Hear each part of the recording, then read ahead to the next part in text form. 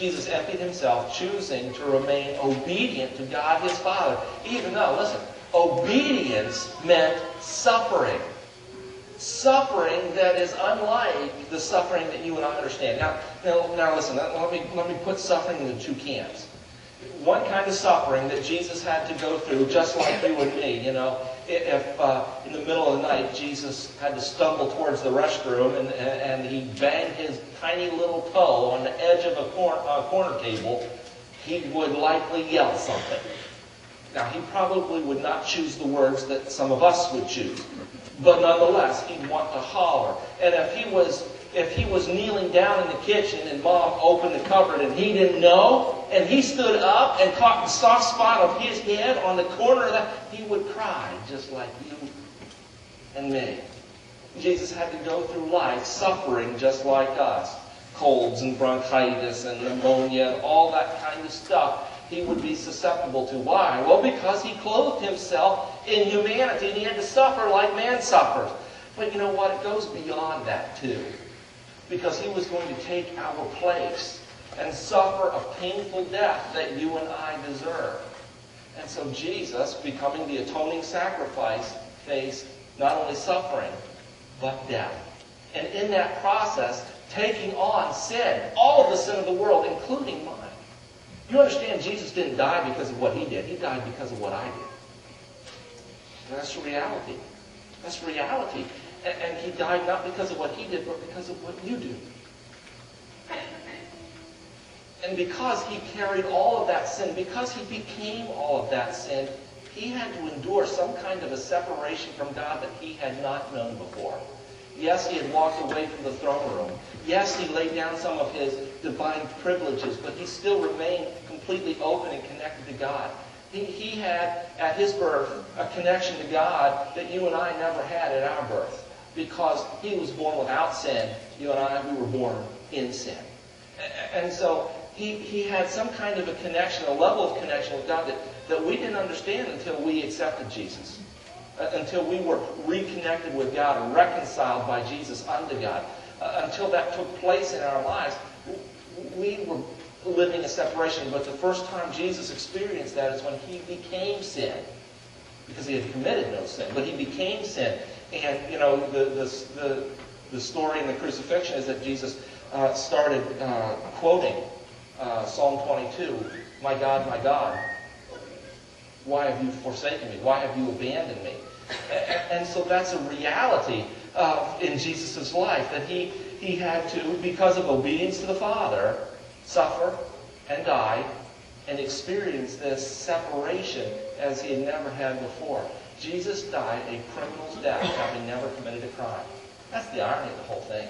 Jesus lived a completely perfect, sinless, spotless, completely holy, righteous life, and yet died a criminal's death.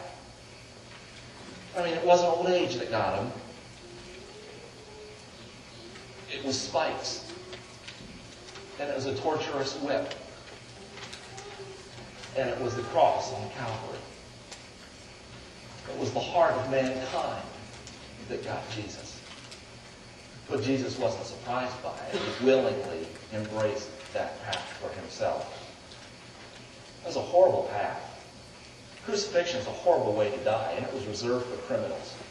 A Roman citizen would never have faced this punishment. An ordinary person would never face this punishment. This was for heinous, malicious, violent criminals. Jesus' only fault was telling the truth. And that wasn't even a fault. It was the truth. But he died in my place and in yours. Jesus did this for one reason and one reason alone. Jesus loved with crazy abandon. He loved God this way. He displayed love for God in this way, but he also displayed love for mankind, for people, men and women like you and like me. Jesus loves like crazy, at all cost, God and others. And I believe the challenge is going to be that you and I must do the same thing, but we'll never be able to do it unless we have embraced Jesus' crazy love for ourselves.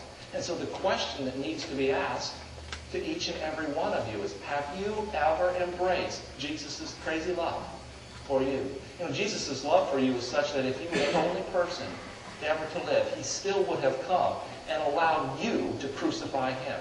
He would willingly be crucified by you so that you could live.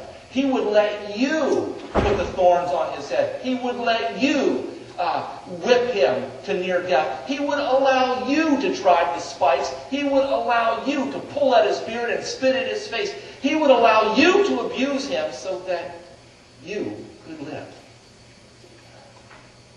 See, this is a love that's awfully difficult to wrap my mind around, and yet there it is. Jesus would be condemned, willingly so, if that meant you could be free. If you would but live. This is the crazy love of Jesus. Jesus desires that you experience his mercy.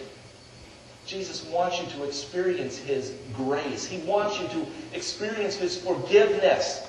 And if you experience and taste his forgiveness, then you will also experience his peace. A peace that comes that mankind cannot understand outside of Jesus, but it can be yours. And if you're experiencing these things, joy will fill your soul, and you will not be the same. He wants you to experience his reckless love for you. And you know what? It is an absolute reckless love that he has for you.